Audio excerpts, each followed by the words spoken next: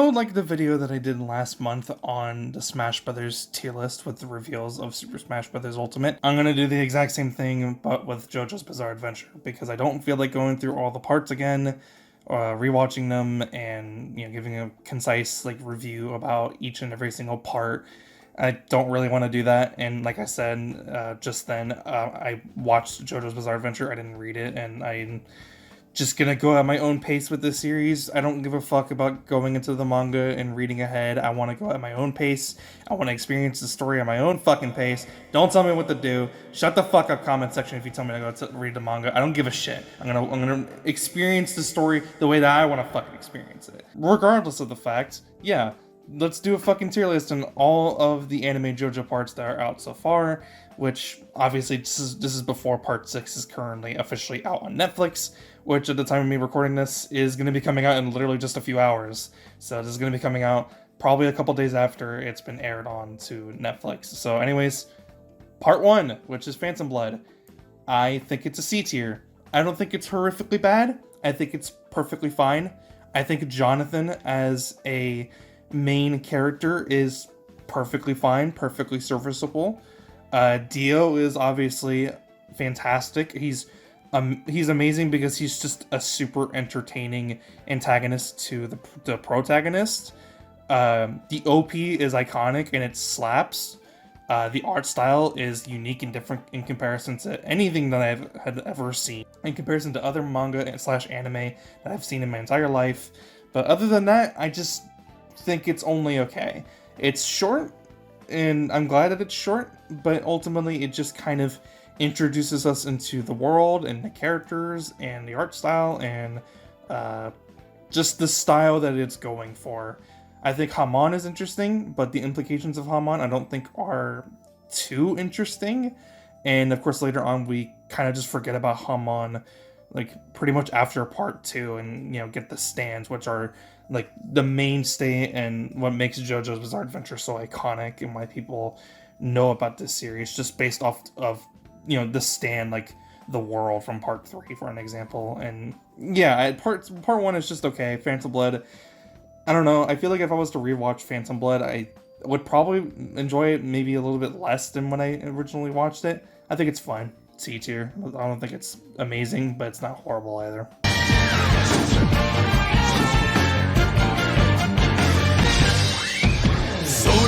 Battle Tendency is an A tier, simply because I think what part 1 was trying to do, I think part 2 does better. I think Joseph is a far more interesting character. The antagonists with the Pillarmen are not nearly as interesting as Dio, but I think they're fun and unique in a different way, even though they're basically just immortal vampires that want the stone mask, like what Dio was trying to do before in part 1. But I think Caesar's interesting. Lisa is fun. Like I said, Joseph is the main character. I just think he's just super entertaining. I think he's just so much more entertaining and fun to watch in comparison to Jonathan. And yeah, maybe it's because Joseph is the jokey guy, and sometimes the jokey character is a lot of fun to watch, but they're not always the greatest whenever they're the main character. But I think Jonathan kind of balanced it out by being comedic in areas while still being badass in other areas. So Battle Tendency was just way more enjoyable after I finished watching part 1, and maybe that's why after currently where I'm at with my mindset with all 5 JoJo parts of the anime version, Battle Tendency tends to be pretty high just because I enjoyed it a lot in comparison to part 1. But yeah, it's an A tier. I just think it's just a lot more enjoyable. I think it does things way better. We have a couple other side characters besides the main ones, of course, who are thoroughly entertaining. Yeah, I just think Battle Tendency was a lot more fun. I think it was way more enjoyable. And yeah, there's not really much else to say other than that. I just really, really enjoyed it.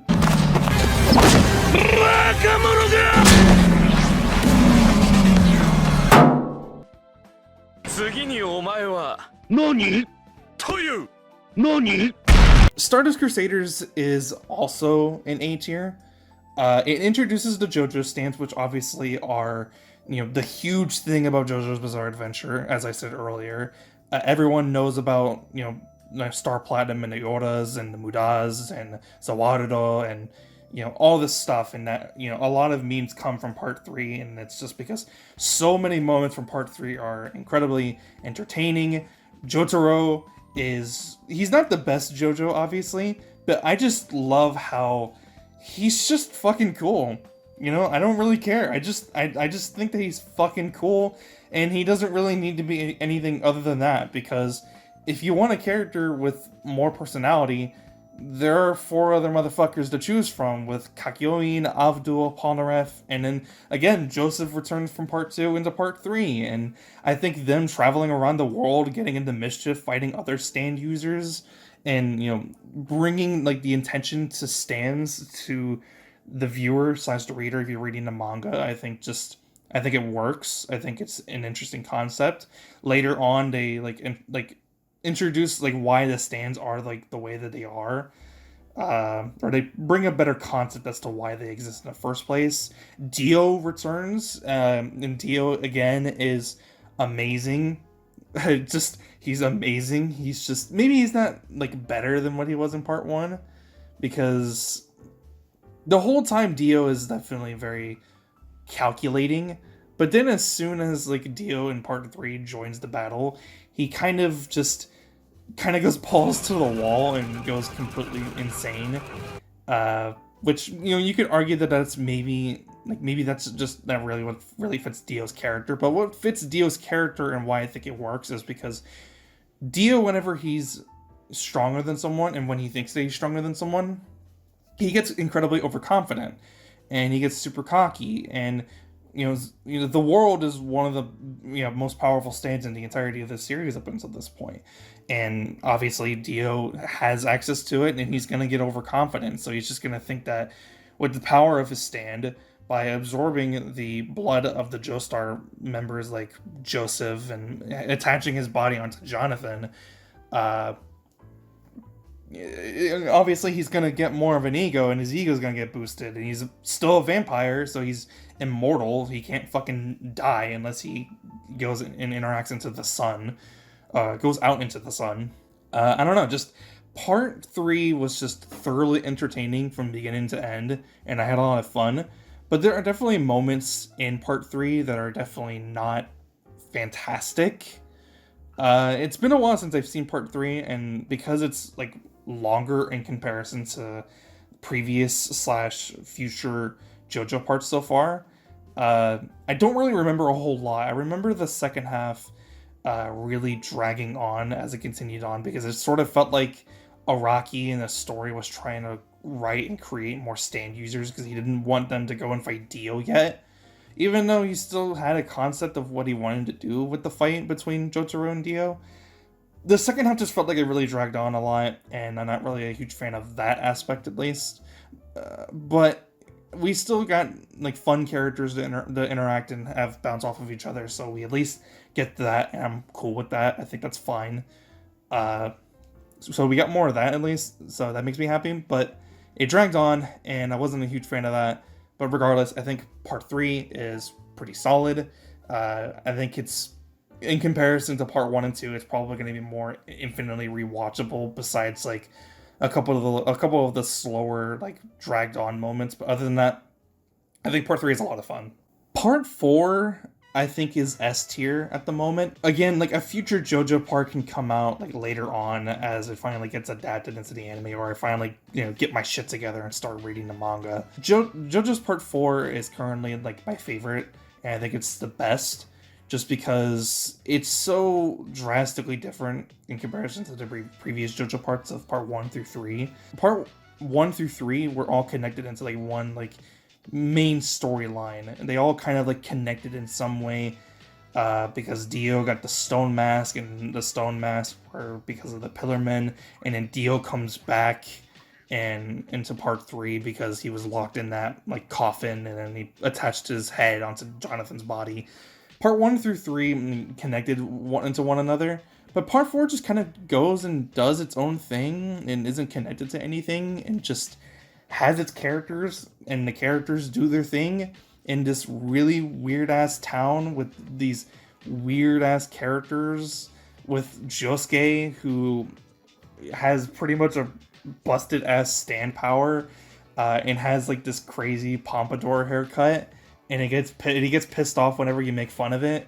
And then you have this guy who's like a manga artist, not a manga artist, but he's like a manga creator, a mangaka, and he like just can rewrite people's personalities and shit by using a stand. But I don't know, it's really weird. I like how it does its own thing, and I like how, even though at times I felt like it kind of dragged on and never really felt like it was a bad thing, because the whole point is that it's supposed to be really weird, it's supposed to be really bizarre. And the first OP is pretty much saying that you're in this crazy, noisy, bizarre town, and I think that really works in the context of part 4. But then later on, whenever we're introduced to Yoshikage Kira, it suddenly turns into this. It turns into like this supernatural mystery where they're trying to find like the serial killer, and Kira is definitely very interesting to watch because he's very cold, he's very calculating, and he's very, very calm. In comparison to Dio, he's just very different. Besides when he gets like overrun, like for an example, when Jotaro and Koichi were using the button that was connected onto Kira Yoshikage's coat, and at all times he was completely cool and confident, and he was completely okay with everything. But then Koichi obviously gets I forget, because I saw obviously with the anime they had to do like copyright stuff. I think it's reverb, but his stand goes into Act 3, and then he's able to completely counteract Kira's stand. And then later on, as he's getting fucked up, because obviously if you inflict something to a stand, it's going to inflict it to a stand user. He's thrown into a corner. He starts freaking out because he's just trying to, in his eyes, live a normal life and live the way that he wants to live, which is just by murdering women and then stealing their fucking hands because he has a hand fetish. And then he's thrown into a corner, gets the shit beat out of him by Jotaro, hides his identity, and then just tries to fucking continue on like nothing ever happened. He just tries to completely live life like it's completely normal. And then once again, they figure out who his identity is, that he stole some other guy's identity, because there was another stand user who was able to completely change people's like facial structure and just like how they look visually. In like just like a random episode that kind of seems like it's not really meant for anything, but then they later become super important. And then he's thrown into a corner again. He's like trying to use Killer Queen to the best of his ability, to the point where he gets fucking bites to dust and can reverse time, which is crazy. And then he gets fucking killed. Kira Yoshikage was just a very entertaining villain, because the whole time you're just wondering when he's gonna crack. When is he gonna like finally get back into the swing of things of like slipping up and murdering someone, so that way the main cast of characters can finally find a trail that leads to where he's at. And yeah, the finale of part 4, I was very excited. I was very excited while watching it, to the point where like I was laying in bed and I was watching it, and I had to get up because I had to like walk off the hype. I was very excited. It was very fun to watch. I think part 4 was just really entertaining. I think it's like super different in comparison to previous parts, and even in comparison to part 5, which we're about to talk about in a minute. Yeah, part 4 is just like an S tier for me right now. Maybe if I rewatched it, maybe I'd feel a little bit different. I don't know. Right now, for me, it's just kind of the best so far. But yeah, I think it was just a lot of fun. The OP slap. Kira Yoshikage is a very entertaining villain. Josuke's fun. Okuyasu's fun. Koichi's fun. Jotaro comes back and he's still fucking awesome. Yeah, part 4 is great. I really enjoyed it. Part 5 is a B tier. I really enjoyed a lot of aspects of part 5. The side characters, I love the side characters like Narancha, Fugo, Mista, Abakio, and Bucciarati. All of the side characters, all of the JoBros in part 5, I find them thoroughly entertaining, and I got really invested into their characters, and I was really upset when Abakio and Narancha died, and Bucciarati also died as well. I almost forgot. Yeah, I was very upset when the three of those characters died, and then Fugo left like halfway through the part, and yeah, the JoJo's in part five I think are very entertaining. They're very fun. Bucciarati's like a top tier JoBro, like literally like right behind Speedwagon, of course. Uh, Giorno Giovanna, I was very confused about how I felt about Giorno because I wasn't really sure if I really liked him or if he just was not really what I expected, right? Because we learned that he's the son of Dio, but because of Dio taking Jonathan's body, he's still also kind of technically Jonathan's son as well. It's very weird, you know. He at times he shows aspects that he's like Jonathan, where he's very noble and all that stuff. He shows a lot of aspects that are like Jonathan, and you get fucking scenes like the 7-page Muda where he's fucking wailing on this dude, and it screams wordy. Like he's a very interesting character, but at times a lot of the times I just didn't really know how I felt about him. Gold Experience is broken as fuck, but I like it because it's broken as fuck. A lot of scenes where he's like the main person doing like the fighting, Giorno is definitely very entertaining to watch actually use his stand in creative and unique ways. But a lot of the time I just never really knew how I felt about Giorno. Ultimately, I think by the end of it, when he gets Gold Experience Requiem, and he puts Diavolo in that time loop, so that way Diavolo can finally, like, the meaning behind part 5 as well was also very interesting in comparison to previous parts.